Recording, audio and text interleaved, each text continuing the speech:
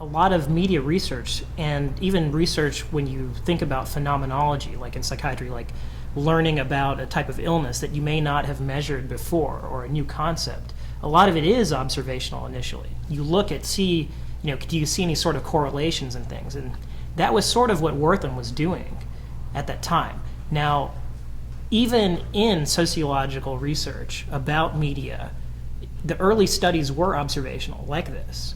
It's only as we've moved further on and people have criticized those methods as not being able to be tested, maybe having methodological problems, have they looked to try to get quantitative data, numbers, and operationalize things. So I think we also have to give Wertham credit that he was one of the early people talking about this issue. Yeah, definitely. Yeah, and he made positive points. And in addition, there were studies, however, at the same time, even a few years before 1950, 1951, in which the authors talked about the numbers of people that they interviewed. Around 3,000 children interviewed in central Massachusetts. The authors found no causation for delinquent behavior from the comic books. They said that these children had natural superhero or hero worship.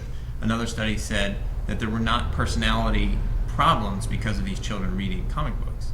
So it was possible to have those numbers, but if you look back at journals from that time, or if you speak to people that we know, mentors from that time, they will say that the journals were not always filled with scientific data the way we see today.